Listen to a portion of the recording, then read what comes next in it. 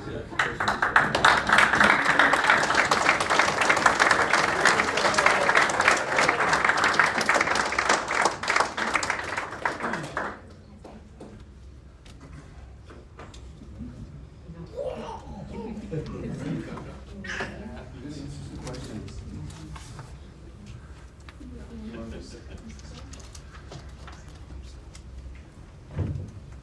right, good afternoon, everybody. Thank you for being here today. I'd like to welcome to the front of the room Rockies outfielder Charle Blackmon, his daughter Josie, and his son Wyatt. Also want to recognize and welcome Charlie's wife Ashley, his parents, Myron and Ellen. Thank you for being here. Appreciate it. As you all know, Charlie announced yesterday that after 14 years of Major League Baseball, all with the Rockies, he'll be retiring at the end of the season. Charlie, congratulations on an incredible career. We're all looking forward to celebrating you this last week at Coors Field. Because you already made such an eloquent statement yesterday announcing your retirement, we're just going to turn it over to questions. If you have a question, please raise your hand and we'll get you a mic. Please pass the mic back when you're done asking your question. With all that said, we'll get started with Patrick Saunders. Patrick, go ahead. Hey, Charlie, before I ask the question, I'd like to say, I think on behalf of all of us who've covered you all these years, thank you for the thrills on the field. Thanks for your professionalism and just for being so good to us. I know it's very much appreciated, so I wanted to say that.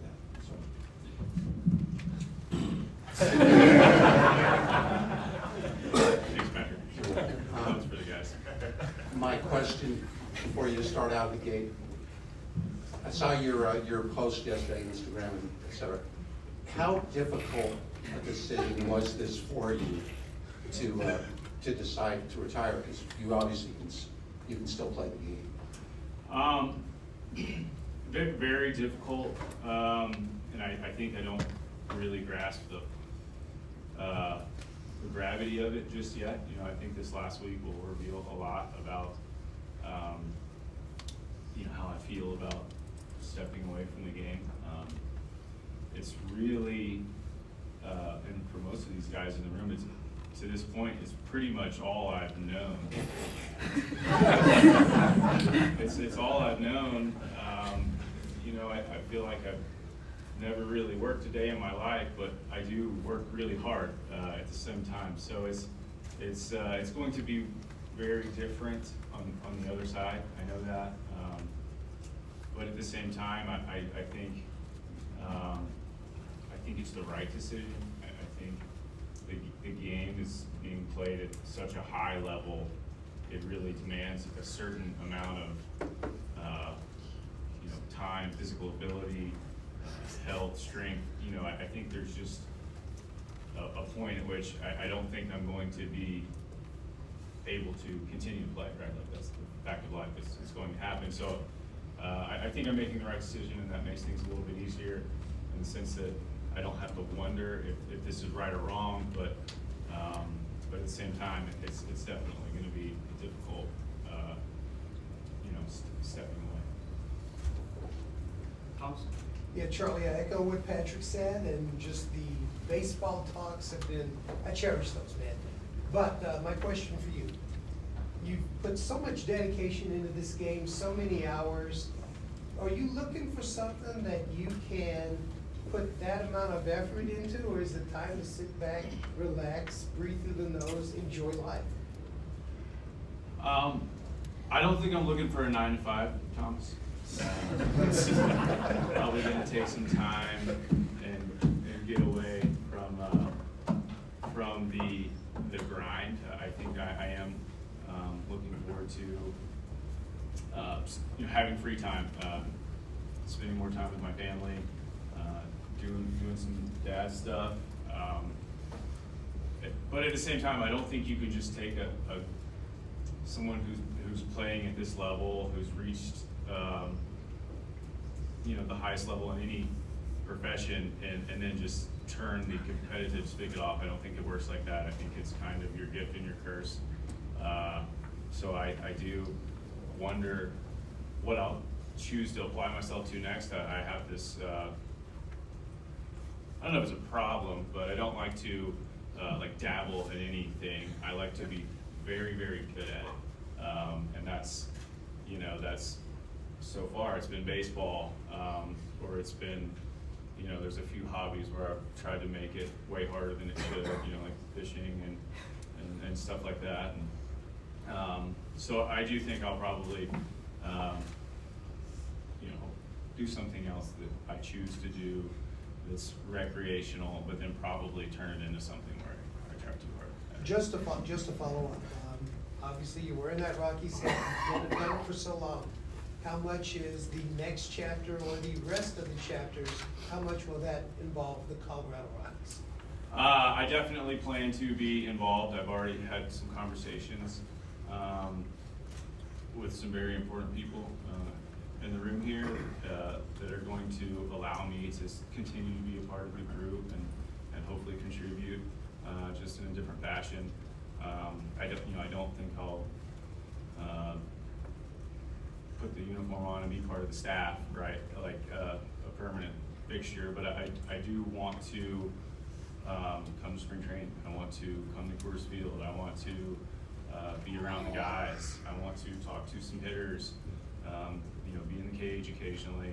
I do still very much want to be a part of the Colorado Rockies family. Just not sure exactly how yet. Ed? Charlie, not a question, but I got a text this morning with some pictures of some beautiful fish. And the gentleman that sent me this text said, "Tell Charlie that I commend him for an incredible career." Jim Tracy. That's great to hear from Jim. You know, Jim, there's so much that goes into your first experience at the big league level, and having Jim be there and be a part of it. It's something you'll never forget, right? And the guys can attest, like the guys that you come up with and that you're around with as a young player and break into the big leagues with. I mean, that's something that you will always remember, and it's a very special time. And so it's, you know, Jim was a big part of that time for me in my career. Go to Mike Gardner. Charlie, when did you start knowing that this was gonna be it, and was it a slow progression to get to where, yeah, this is the last, or did it hit you like a thunderbolt? I'm really big on making deliberate choices. I don't like to float through life. I like to choose how to spend my time and what I want to do, and baseball's been exactly what I've wanted to do. But at the same time, I've seen other guys, have been around some really, really good players that have aged out of the game, and it happens really fast for a lot of guys. And I didn't want to be taken by surprise, so I've been thinking about it. It's been on my radar. It's something that I knew was going to come. And I was prepared for it last year. Should things not go my way, you know, that's about the age where guys start to get old, and you know, I broke my hand and was able to come back and play well, and you know, it was kind of a blessing, like having the game taken away from me briefly, you know, towards the end of my career, and realizing that I wasn't done. I still wanted to play, and I came back, played well last year, and knew that coming back this year was the right decision, and I was very excited for the opportunity and thankful to have the opportunity after an injury to play the season. So I came into this season, you know, eyes wide open, knowing that this very well could be my last go round, and it wasn't something that I just decided, you know, this last week. This was something I knew going into spring training was probably going to be my last year. Charlie, because your schedule's been so well defined from February till October for the last 15 plus years, that's a big picture. What are you gonna do with your life? Seeing guys like Tom Brady and Peyton Manning at the Olympics, do you have things in the summer that you just miss that are on a short list of next summer I'm gonna add these few things, or hopefully the next time the Olympics, or whatever maybe? It is weird to you know, to sit on a bus or in a hotel and look around and see all your normal friends go to the beach or have a vacation, or you know, like do summertime activities. So I think there are some things that we have decided that we want to do. I know we're Kentucky Derby next year, you know, like stuff like that. You know, instead of like watching it, you know, and during BP, you know, with your guys, you know, we're gonna get out and we're gonna do some stuff. We like to travel. We like going to the beach. We like swimming. You know, we were gonna do some summertime stuff like that. Kevin? Congratulations, Charle, on a great career. As you said, this has been building for a little bit. So like this past weekend at Dodger Stadium, for example, did you walk off knowing this is the last time I'm gonna play here? And were there emotions surrounding each of those last chapters on the road this year for you? Yes, I mean, I walked into the stadium knowing that, right? And so it's been a little, you know, I felt like I'm retiring a little bit at a time. I don't think it's gonna just be this Sunday and I walk off, but it was, you know, leaving Salt River Fields for the last time as a player and knowing it, and you know, leaving, like you said, you know, Dodger Stadium, and you know, I think there's been little moments like that, and you know, having conversations in the clubhouse, and you know, telling the guys on the bus, you know, so it's a little bit at a time, and it's still building, and I'm looking forward to this week, but I know it's going to be obviously nothing I've ever experienced before. I'm sure it'll really grip me towards the end of the week. Go in front of you. I've got a couple quick, but Charlie, congratulations, and thank you for elevating the art of the clubhouse interview. But you've been a role model for fans and for your teammates, I think, and a leader. What did it take for you to find the sweet spot for both of those roles, and can you talk about what it's meant to kind of carry that? That leadership part's really tough. I think once you can't be a leader unless you start thinking outside of yourself, which is really hard unless you've been successful. You know, it's really hard as a young player without a track record to you know, spend time trying to elevate the guys around you when you yourself have glaring weaknesses. Now that doesn't mean I've got it all figured out. I think it just means that some of my weaknesses, I can't figure them out anymore, so I'm going to start, you know, trying to help other guys. And so I think that's, you know, looking at yourself as part of a whole, and everybody aligned with the same goals. I think realizing that my problems are probably going to be the problems of someone else.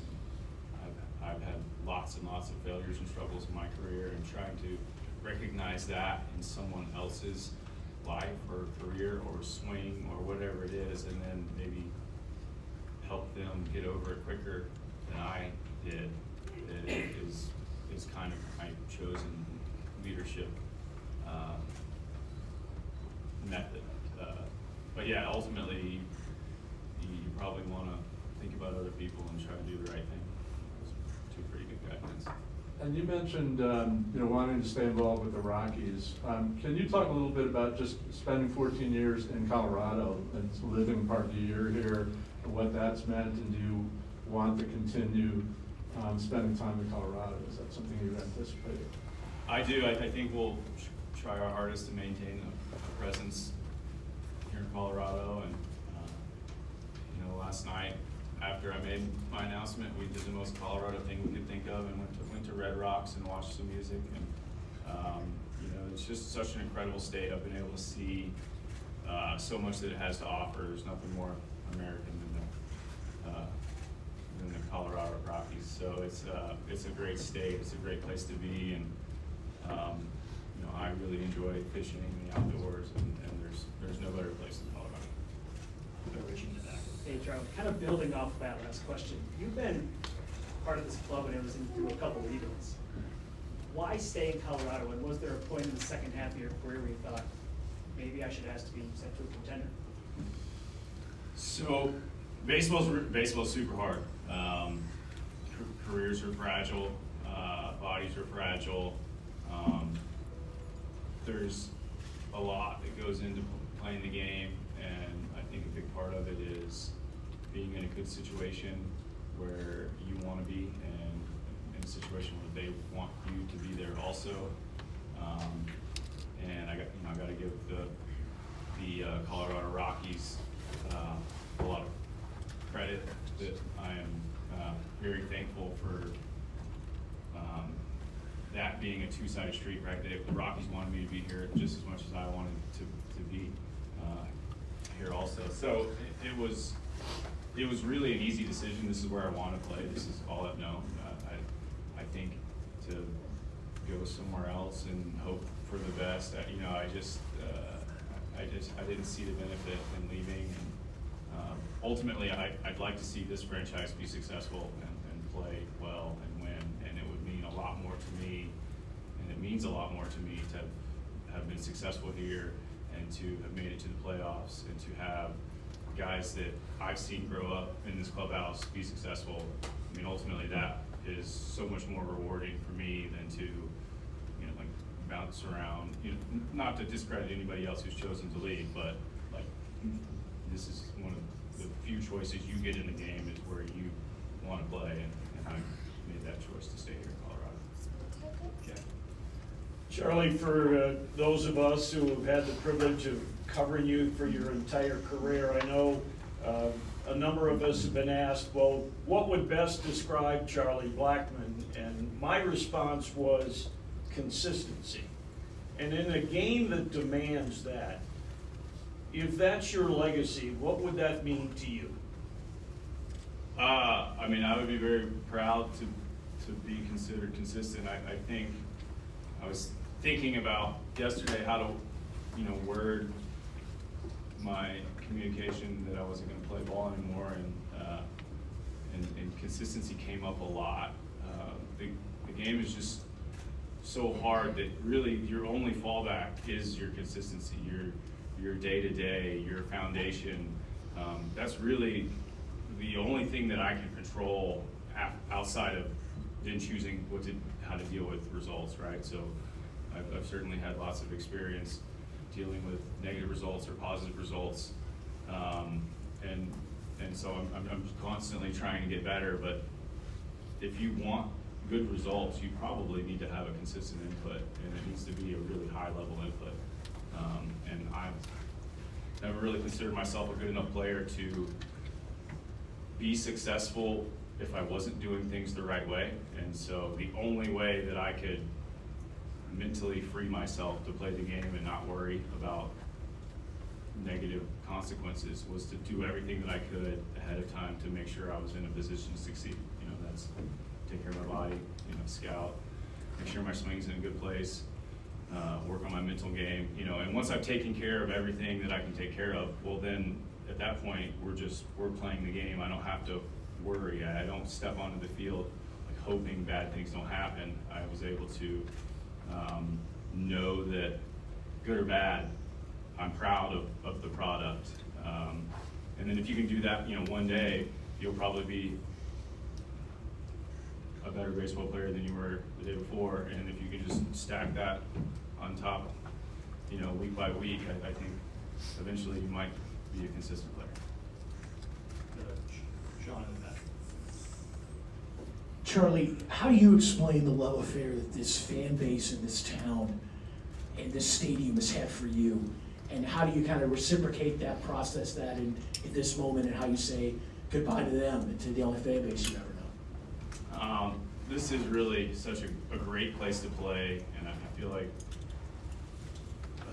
being the only team in this time zone and to have a place as beautiful as Coors Field to play, and it's Denver is such a great fan base and great stadium. It's easy for me to sometimes take it for granted that we always draw well, good or bad. It's just been really surreal to have the city embrace me. I feel like I have a lot of really positive experiences away from the park where people come up to me and they don't want to bother me, but they say, something really positive, and then just like leave it alone. And it always leaves me feeling better. And I feel like that is like the Denver spirit. It's just very, very positive. And it's hard to be, upset or negative in such a beautiful place where we always have great sunshine. It's great fans to play in front of, and I'm really looking forward to this last week. Charlie, thank you for everything. You've had 3 different managers at seemingly 3 different phases of your career. When you think of them, the impact that they've had on you, what comes to mind?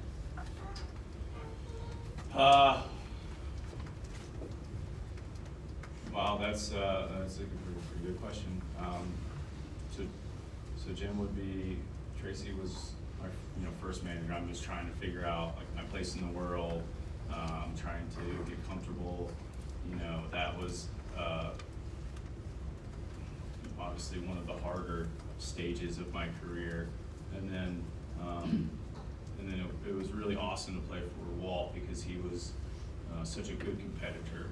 He just wanted to win, and he was a position player himself, played at altitude and knew what it means to play a lot of games at altitude for the Rockies, and we were good, and I was young and productive, and we made it to the playoffs, and I'll certainly never forget that. But it seems like that went by so fast too, those first 2 stages, and then I think Bud Black era has really helped me grow as a person and as a player. And I remember thinking in the first, it's weird that Bud Black is right here. But I remember thinking early on, I guess it was the first year that we made some decisions in the bullpen, and I was like, that's like, these are good, like, we're making good decisions, like this is what I would do, I felt like, Bud has a lot of experience he brought to the Rockies, and he has a really incredible demeanor, and I think it serves our group well with ups and downs, and I think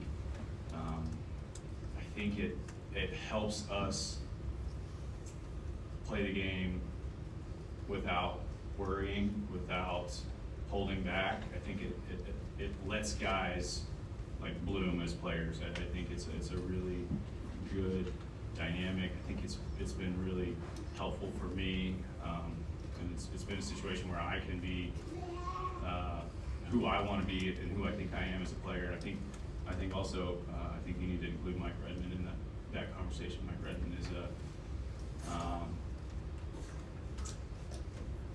he doesn't like to take things too seriously, which is good for me because I'm like a pretty serious guy, and if I don't have someone like Mike Redmond around, or we've had a few teammates kind of fit that mold too. If I don't have someone around to like counteract my seriousness, like I think sometimes I can be in a dark place. So I think those two together are a really incredible duo, and I think they're going to continue to do well for the Rockies, and I'm excited about the future. I think we have time for this 2 more. We'll go Patrick. Yeah, Charlie, I want to ask you about your walk-up song, which has become so iconic. Correct me if I'm wrong, I think that started Georgia Tech, right? It did. Okay, so you've had it your whole career, and it's become also this anthem. What are your emotions? What do you feel like when you get to the plate and it's a big crowd, and 90% of the crowd knows what to do when they sing along as they do? What does that make you feel like? It makes me feel at home, right? I mean, it's really hard for me to listen to that song and like not stop, think about baseball, get romantic with the game, and know how important of a song that is for me in my career, and think about the interaction. I mean, it's rare that you see that kind of interaction from a fan base and a player, in a stadium. I mean, it's just an incredible song, and I've never really once thought about changing it, and the city and the Coors Field has really embraced it, and it just, you can't listen to that song and not think about baseball, not think about hitting, and it just puts me in a great mindset, and it's an all-time favorite. Charlie, the question that most of us may be contemplating. As you come over on the other side of the fence, does the beard come with you? Does it stay back? How long? Such a good question. question. My wife actually has never seen me without it, so I'm a little bit concerned, how that would be received at home. I think there will be a time, like, I'm not gonna put any dates on it for you, but I think there'll be a time where I will have to reveal my naked face to my family, and clean it up, get a nice haircut or whatever, just to say that I've done it. But then after that, like, I think all bets are off. Charlie, thank you. Oh, you got a game. Oh, Charlie. I'd like to say a few words. It really means a lot that I'm joined by so many current former teammates here, staff members, members of the media, family members. And I know all you guys work really, really hard to play the game, and it means a lot that you recognize me and show up, take time out of your day. My day's pretty full. I know you got things to do, and it means a lot for you guys to be here for me. Thank you for making this week special. I'll never forget it, and I'm really honored to be a part of this organization. Thank you.